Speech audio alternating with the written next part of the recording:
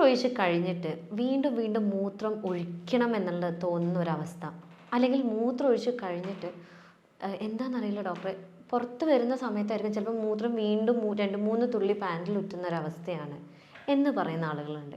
അതേപോലെ മൂത്രം ഒഴിക്കാൻ പോയിട്ട് എന്താണെന്നറിയില്ല ഡോക്ടറെ, കുറച്ച് നേരം മൂത്രം വരും, പിന്നെ എത്ര ട്രൈ ചെയ്താലും എത്ര ഫോഴ്സ് ഉപയോഗിച്ചാലും ഈ മൂത്രം അങ്ങ് പോകുന്നില്ല, പിന്നെ കുറച്ച് നേരം കഴിഞ്ഞാലാണ് വീണ്ടും ആ മൂത്രം പോകുന്നുള്ളൂ.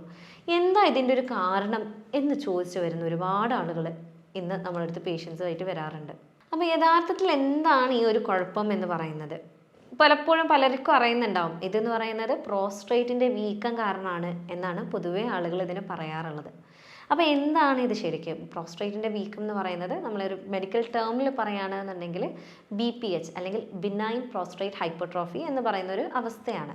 അപ്പോൾ ഈ പ്രോസ്ട്രേറ്റ് ഗ്രന്ഥി എന്ന് പറയുന്നത് നമ്മളുടെ മൂത്രസഞ്ചിയുടെ തൊട്ട് താഴെ ഉള്ള ഒരു ചെറിയ വാൾനട്ട് ഷേപ്പിലുള്ള ഒരു ഗ്രന്ഥിയാണ്. ഈ ഗ്രന്ഥിയുടെ അകത്തു കൂടെയാണ് ശരിക്കും ഈ മൂത്രസഞ്ചിയിൽ നിന്ന് ഇറങ്ങി വരുന്ന ട്യൂബ്, അതായത് മൂത്രം പോകുന്ന ആ ഒരു ട്യൂബ് ഈ പ്രോസ്ട്രേറ്റ് ഗ്രന്ഥിയുടെ നടുവിലൂടെയാണ് പുറത്ത് നമ്മളുടെ ലിംഗത്തിലേക്ക് പോകുന്നത്.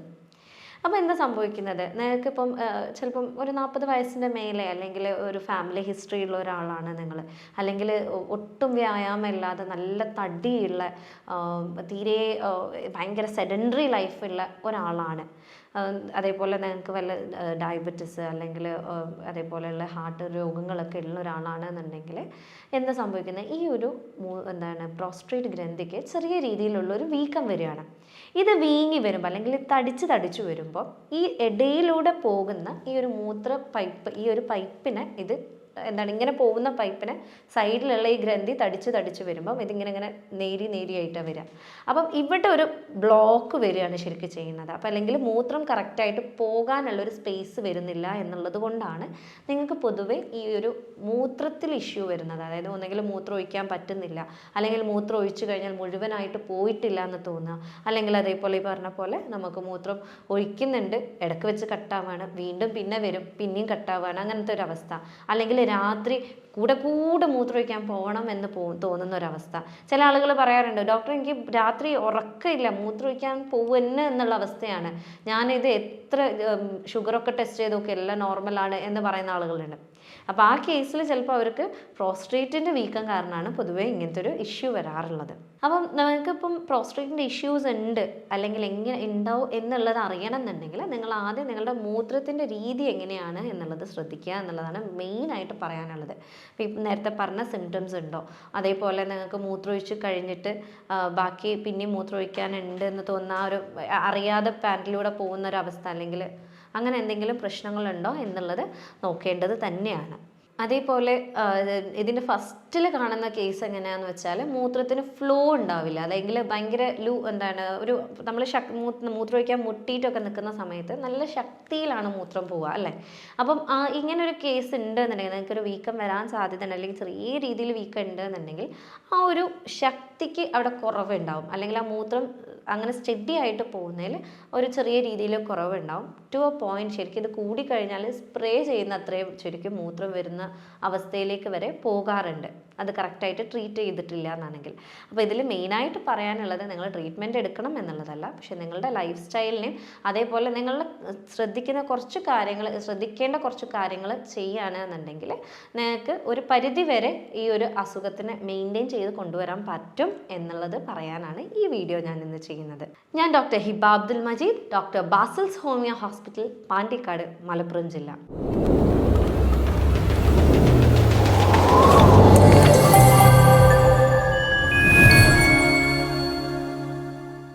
ഈ ഒരു ഇഷ്യൂസ് ഉണ്ട് എന്നുണ്ടെങ്കിൽ ചില ആളുകൾ ചോദിക്കാറുണ്ട്, ഡോക്ടറെ ഈ പ്രോസ്ട്രേറ്റിൻ്റെ വീക്കം എന്ന് പറയുന്നത് ശരിക്കും അത് ക്യാൻസർ ആവാറുണ്ടോ എന്ന് ഭയങ്കരമായിട്ടുള്ളൊരു ആദിയോടുകൂടി ഒരുപാട് പേഷ്യൻസ് നമ്മൾ സമീപിച്ചിട്ടുണ്ട്. അപ്പോൾ അതിൽ പറയാനുള്ളത്, പ്രോസ്ട്രേറ്റിൻ്റെ വീക്കം എന്ന് പൊതുവേ നമ്മൾ പറയുന്നത് ഈ ബിനൈൻ പ്രോസ്ട്രേറ്റ് ഹൈപ്പർട്രോഫി എന്ന് പറയുന്ന കണ്ടീഷനാണ്. അതായത് അതൊരു പരിധിയിൽ കൂടുതൽ ഒരവസ്ഥയിലേക്ക് പോവാറില്ല, അതൊരു വീക്കായിട്ട് അവിടെ ഉണ്ടാവും, അത് കൂടിക്കഴിഞ്ഞാൽ ബുദ്ധിമുട്ടുകൾ ഉണ്ടാവും, പക്ഷേ അത് ഗ്രാജുവലായിട്ട് പതിയായിരിക്കും അതിന് സിംറ്റംസ് ഒക്കെ വരുന്നത്. പൊതുവേ നിങ്ങൾ ശ്രദ്ധിച്ചിട്ടുണ്ടാവും, നിങ്ങളൊരു ഡോക്ടറെ കാണിക്കുകയാണെന്നുണ്ടെങ്കിൽ ഇത്തരത്തിൽ ബുദ്ധിമുട്ട് പറയുന്നുണ്ട് എന്നുണ്ടെങ്കിൽ PSA എന്ന് പറയുന്നൊരു ടെസ്റ്റ് അവർ ചെയ്യിപ്പിക്കാറുണ്ട്. അതേപോലെ നിങ്ങൾ ഹോസ്പിറ്റലിൽ പോകുന്ന സമയത്ത് ഡിജിറ്റൽ എക്സാമിനേഷൻ രക്തത്തിലൂടെ എക്സാമിൻ ചെയ്യാറുണ്ട് ഡോക്ടർ. അപ്പം ഇതൊക്കെ ചെയ്യുന്ന എന്താണെന്ന് വെച്ചാൽ ഇതിൽ എന്തെങ്കിലും ഇഷ്യൂസ് ഉണ്ട് എന്നുണ്ടെങ്കിൽ PSC ഒക്കെ അളവിൽ കൂടുതലുണ്ട് എന്നുണ്ടെങ്കിലാണ് അതിനെ ക്യാൻസറസ് ആവി, അതേപോലെ ഡിജിറ്റൽ എക്സാമിനേഷൻ ചെയ്തിട്ട് ഡോക്ടർക്ക് കൺഫേം ചെയ്യാറുണ്ട്. അപ്പോൾ ഇത് ക്യാൻസറസ് ആണ് സംശയം ഉണ്ട് എന്നുണ്ടെങ്കിൽ അതിനെ ബയോപ്സിക്ക് വിട്ടിട്ടാണ് അത് കൺഫേം ചെയ്യാറുള്ളത്. അപ്പോൾ സാധാരണഗതിയിലുള്ള എല്ലാ വീക്കങ്ങളും അല്ലെങ്കിൽ എല്ലാ പ്രോസ്റ്റേറ്റ് വീക്കങ്ങളും ക്യാൻസറസ് അല്ല എന്നുള്ളതാണ് ആദ്യം തന്നെ പറയാനുള്ളത്. പക്ഷേ ഇത് പ്രായം കൂടുതലുള്ളപ്പം ഉണ്ടാകുന്ന പ്രശ്നമല്ലേ, ഒരു 40 വയസ്സിന് മേലെയൊക്കെ ഉണ്ടാകുമ്പോൾ പ്രശ്നമല്ലേ, അല്ലെങ്കിൽ 60 വയസ്സ് കഴിഞ്ഞാൽ വരുന്നതല്ലേ, അപ്പോൾ അത് കാര്യമാക്കേണ്ട, അത് ഞാൻ എങ്ങനെയെങ്കിലുമൊക്കെ സഹിച്ച് നടന്നോളാം എന്ന് പറയുന്ന ആൾക്കാരുണ്ട്. പക്ഷെ നിങ്ങൾ ഒന്ന് മനസ്സിലാക്കേണ്ടത്, ഇത് പരിധിയിൽ കൂടുതലാണ്, ഈ ഒരു വീക്കം കൂടി വരുന്നുണ്ട്, വല്ലാണ്ട് കൂടിയിട്ടാണ് നിൽക്കുന്നതെന്നുണ്ടെങ്കിൽ പല രീതിയിലുള്ള കോംപ്ലിക്കേഷൻസ് വരെ വരാറുണ്ട്. അതിലൊന്നെന്ന് പറയുന്നത് നിങ്ങളുടെ സെക്ഷൽ ലൈഫിൽ ഇഷ്യൂസ് വരാറുണ്ട് എന്നുള്ളതാണ്. പ്രത്യേകിച്ച് ഇറക്ടൈൽ ഡിസ്ഫങ്ഷൻ, അതായത് ഉദ്ധാരണക്കുറവ്, സമയക്കുറവ് പോലുള്ള രോഗങ്ങൾ വരാറുണ്ട്. 2, ഇത് വല്ലാണ്ട് വീങ്ങിക്കഴിഞ്ഞ് കഴിഞ്ഞാൽ ടു എ പോയിന്റ് ആ ഒരു ഞാൻ നേരത്തെ പറഞ്ഞ ആ ഒരു മൂത്രത്തിൻ്റെ ട്യൂബ് അവിടെ ക്ലോസ് ആയി മൂത്രം പോലും വരാൻ പറ്റാത്തൊരവസ്ഥയിലേക്ക് വരാറുണ്ട്. അടുത്തതെന്ന് പറയുന്നത് ഈ പറഞ്ഞ പോലെ മൂത്രം അവിടെ കെട്ടിക്കിടക്കുന്നതുകൊണ്ട് ബ്ലാഡറിൽ ഇൻഫെക്ഷൻ വരാനുള്ള സാധ്യതകൾ കൂടുതലാണ്. ബ്ലാഡറിന് പല രീതിയിലുള്ള മറ്റു രോഗങ്ങൾ വരാനുള്ള സാധ്യതകൾ കൂടുതലാണ്. അത് മാത്രമല്ല, ഇതിങ്ങനെ കെട്ടിക്കിടക്കുന്നതുകൊണ്ട് തന്നെ ബ്ലാഡറിൽ കല്ല് വരാനുള്ള സാധ്യതകളും വളരെ കൂടുതലാണ്.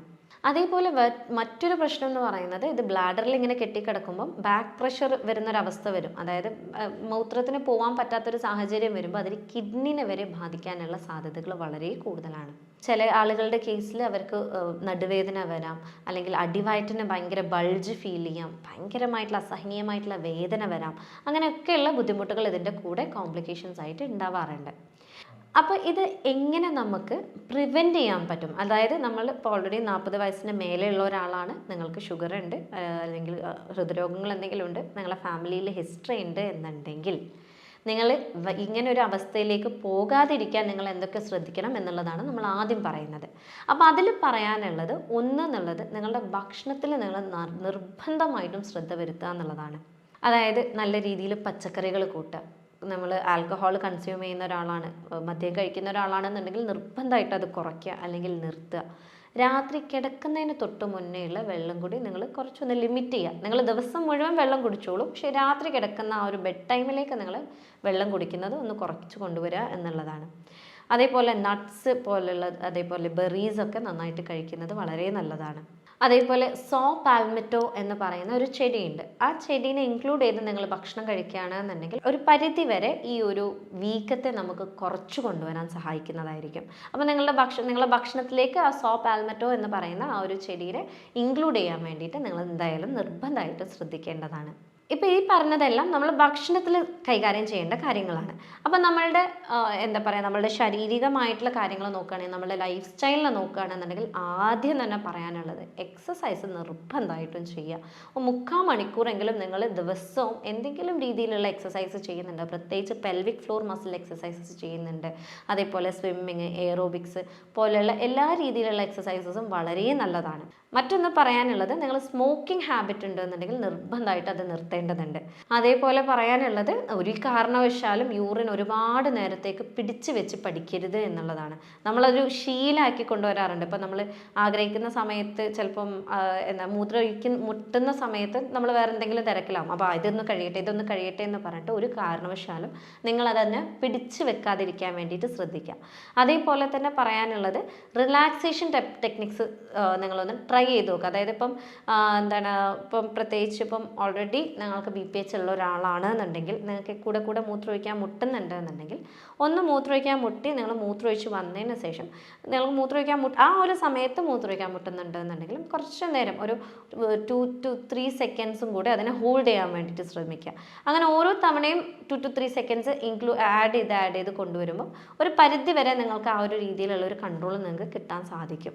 എക്സസൈസിൻ്റെ കാര്യം പറയുമ്പം ഇതിൽ കൃത്യമായിട്ട് പറയാനുള്ള ഒരു കാര്യം എന്ന് പറയുന്നത്, ഓവറായിട്ട് നിങ്ങൾ നിങ്ങളുടെ വയറിന് സ്ട്രെയിൻ കൊടുക്കുന്ന രീതിയിലുള്ള എക്സസൈസുകൾ ചെയ്യരുത്. എക്സസൈസസ് വളരെ നല്ലതാണ്, പ്ലാങ്ക്സ് ഒക്കെ ചെയ്യുന്നത് വളരെ നല്ലതാണ്, എയറോബിക്സ് ഒക്കെ ചെയ്യുന്നത് വളരെ നല്ലതാണ്. പക്ഷേ ഓവറായിട്ട് ആ ഒരു പെൽവിക് ഫ്ലോർ മസിൽസിന് നിങ്ങൾ സ്ട്രെയിൻ ചെയ്യിക്കുന്ന രീതിയിലുള്ള എക്സസൈസസ് ചെയ്യാതിരിക്കുക, വാമപ്പ് ചെയ്യാതെ എക്സസൈസ് ചെയ്യാതിരിക്കുക. അതേപോലെ നിങ്ങൾ കറക്റ്റ് ഇൻ്റർവെൽസ് എടുത്തിട്ട് എക്സസൈസ് ചെയ്യുക. അവിടെ എന്തെങ്കിലും വേദനയോ ബുദ്ധിമുട്ടോ തോന്നുന്നുണ്ടെന്നുണ്ടെങ്കിൽ ഉടനടി നിങ്ങൾ എക്സസൈസ് ചെയ്യുന്നത് നിർത്തുക. എന്തൊക്കെ കാരണവശാലാണെങ്കിലും അത് ഞാൻ കണ്ടിന്യൂ ചെയ്യട്ടെ എന്ന് വിചാരിക്കാതിരിക്കുക എന്നുള്ളതാണ് ഇതിൽ മെയിനായിട്ട് പറയാനുള്ളത്. അപ്പം ഈ മേൽ പറഞ്ഞ കാര്യങ്ങളെല്ലാം നിങ്ങൾ ശ്രദ്ധിക്കുന്നുണ്ട്, നിങ്ങളെ ലൈഫ് സ്റ്റൈലിൽ നിങ്ങൾ ശ്രദ്ധിക്കുന്നുണ്ട്. ഇനിയിപ്പോൾ BPH വന്ന ഒരാളാണ്, നിങ്ങൾക്ക് ഓൾറെഡി വീക്കം വന്ന ഒരാളാണെന്നുണ്ടെങ്കിൽ പോലും നിങ്ങളുടെ ഷുഗറിനെയും നിങ്ങളുടെ ഹാർട്ടിനെയും അതേപോലെ നിങ്ങളുടെ മൂത്രത്തിനെയൊക്കെ നിങ്ങൾ കൺട്രോൾ ചെയ്യാൻ പഠിക്കുക. അതേപോലെ ഈ രീതിയിലുള്ള പാൽമെറ്റോ പോലെയുള്ള സാധനങ്ങൾ നിങ്ങളുടെ ഡയറ്റിൽ ഇൻക്ലൂഡ് ചെയ്യുകയാണെന്നുണ്ടെങ്കിൽ ഒരു പരിധി വരെ നിങ്ങൾക്ക് മരുന്നുകളൊന്നും ഇല്ലാതെ അതിനെ മെയിൻറ്റെയിൻ ചെയ്ത് കൊണ്ടുവരാവുന്നതാണ്. ഇനി ഇതെല്ലാം ചെയ്തിട്ട് നിങ്ങൾക്ക് മാറ്റമില്ല എന്നാണെങ്കിൽ നിങ്ങൾക്ക് തീർച്ചയായിട്ടും നമ്മളെ സമീപിക്കാവുന്നതാണ്. നമ്മളിവിടെ ഡീറ്റെയിൽ ആയിട്ട് നിങ്ങളുടെ കേസ് എടുത്ത് നിങ്ങളുടെ കാര്യങ്ങളെല്ലാം ചോദിച്ചറിഞ്ഞ് ശാരീരികമായും മാനസികമായിട്ടൊക്കെ ഇത് കാരണം നിങ്ങൾ ബുദ്ധിമുട്ടുന്നുണ്ടാവും. അപ്പം ഇതെല്ലാം കണക്കിലെടുത്ത് നമ്മൾ AI അത്യാധുനിക സാങ്കേതിക വിദ്യകളുടെ സഹായത്തോടു കൂടിയാണ് നിങ്ങളുടെ രോഗനിർണയവും മരുന്ന് നിർണയവും എല്ലാം നടത്തുന്നത്. അപ്പം ഇതൊരു യൂറോപ്യൻ സോഫ്റ്റ്വെയറിൻ്റെ സഹായത്തോടു കൂടിയാണ് ഇതെല്ലാം ചെയ്യുന്നതും. അപ്പോൾ ഇതുകൊണ്ട് തന്നെ നമുക്ക് ഒരുപാട് പേഷ്യൻസിന് നല്ല രീതിയിലുള്ള ഒരു ആശ്വാസം ഇതുകൊണ്ട് നേടാൻ സാധിച്ചിട്ടുണ്ട്. അപ്പോൾ നിങ്ങൾക്ക് എന്തെങ്കിലും സംശയങ്ങളുണ്ടെങ്കിലും എന്തെങ്കിലും കൺസൾട്ടേഷൻസ് ആവശ്യമുണ്ടെങ്കിലും എന്നെ കോൺടാക്ട് ചെയ്യാവുന്നതാണ്. ഞാൻ doctor Hiba Abdul Majeed, doctor Basil's homeo hospital, Pandikkad, Malappuram ജില്ല.